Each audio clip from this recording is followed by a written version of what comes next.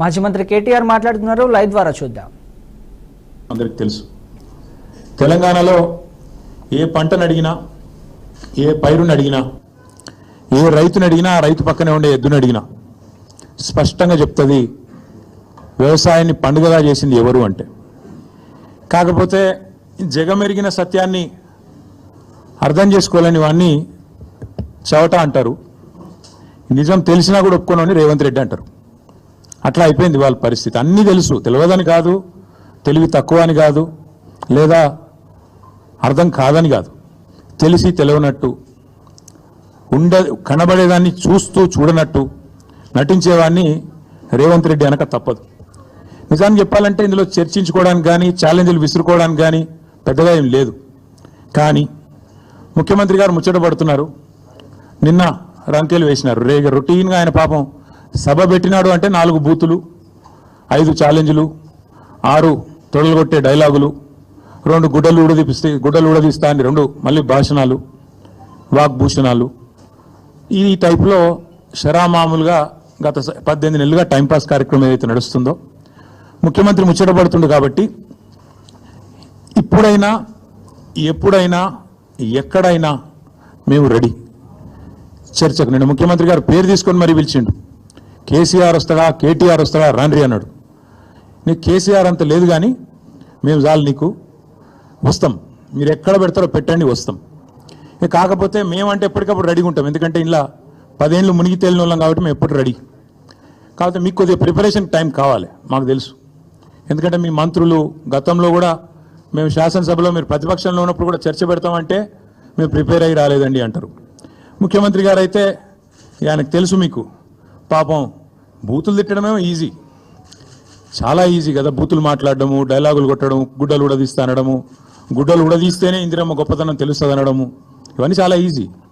కానీ ముఖ్యమంత్రి గారికి నేను ఎందుకు 72 గంటలు టైం అంటున్నా అంటే, మళ్ళీ మీరు అక్కడికి చర్చకు వచ్చి బేసిన్లు బెండకాయలు అని చెప్పి ఆయనతో ఉన్న పరువు తీసుకుంటే తెలంగాణ ముఖ్యమంత్రి పరువు పోతుంది. ఇప్పటికే మీరు ఎంత సిగ్గుమాలిన వ్యక్తో ఇప్పటికే అందరికి అర్థమైపోయింది.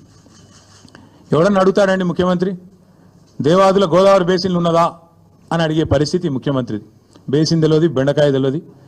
దాంతోపాటు ఇంకా దరిద్రమైందంటే నల్లమల పులి అని చెప్పుకుంటాడు, నల్లమల తెలంగాణలోనే ఉంది కదా అని అడుగుతాడు మీటింగ్లో.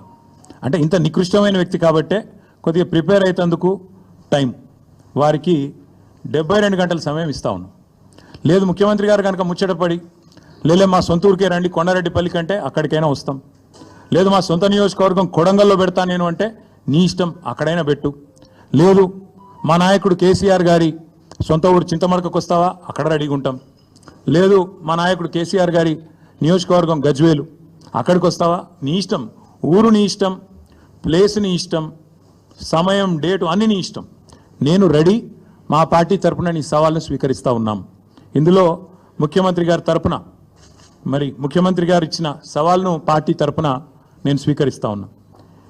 వాస్తవాలు చెప్పాలి అంటే దశాబ్దాలుగా దగాబడ్డ తెలంగాణను కేసీఆర్ గారి నాయకత్వంలో ముఖ్యంగా వ్యవసాయము, సాగునీటి రంగంలో ఎట్లాంటి విప్లవం సృష్టించినామో ప్రజలందరికీ ఇప్పటికే వారి అవగాహనలో ఉంది, వారి అవగతంలో ఉంది, వారి అనుభవంలో ఉంది.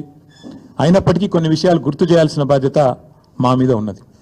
ఆనాడు సమైక్య రాష్ట్రంలో తెలంగాణను నీళ్ళు ఇవ్వక ఎండబెట్టినారు కాబట్టే, కరెంట్ ఇవ్వక కాల్చక తిన్నారు కాబట్టే తెలంగాణ ఉద్యమం పుట్టింది. నీళ్లు, నిధులు, నియామకాలు అనే ఒక నినాదంతో ఆనాడు మేము ఉద్యమాన్ని నడిపాం. ఈరోజు ముఖ్యమంత్రి గారు కూడా అదే నినాదంతో పనిచేస్తున్నారు. నీళ్ళేమో ఆంధ్రాకు పంచుతున్నారు, ఆంధ్రాకు పంపుతున్నారు, బనకచెర్ల పేరిట, ఇంకో పేరిట, నిధులేమో ఢిల్లీకి పంపుతున్నారు. ఇక నియామకాలు మీకు తెలుసు, ఆయన అనుయాయులకు, ఆయన తొత్తులకు కొంతమందికి నియామకాలు మాత్రం ఇచ్చుకొని బ్రహ్మాండంగా వాళ్ళతో తెల్లారలేస్తే మమ్మల్ని తిట్టించే కార్యక్రమం మాత్రం చేస్తూ ఉన్నాడు. వాస్తవం ఏంటి అంటే స్వతంత్ర భారతదేశ చరిత్రలో 78 ఏళ్ల భారతదేశ స్వాతంత్రానంతరం ఏ ప్రభుత్వము కూడా కేసీఆర్ గారి ప్రభుత్వం చేసినంతగా రైతులకు ఎన్నడూ సాహసోపేతమైన కార్యక్రమాలు తీసుకోలేదు అనేది అక్షర సత్యం. రైతు బంధు అనే ఒక విప్లవాత్మకమైన పథకం, ఇది ఇక్కడ అక్కడ కాదు. మొన్న నేను ఆక్స్ఫర్డ్ యూనివర్సిటీకి పోయినా, అక్కడ నేను చెప్తుంటే వాళ్ళే పరిశాన్ అవుతున్నారు. దాదాపు $9 బిలియన్ 70 లక్షల మంది రైతుల ఖాతాల్లో 11 విడతలుగా వేసినాము direct benefit transfer farm input programme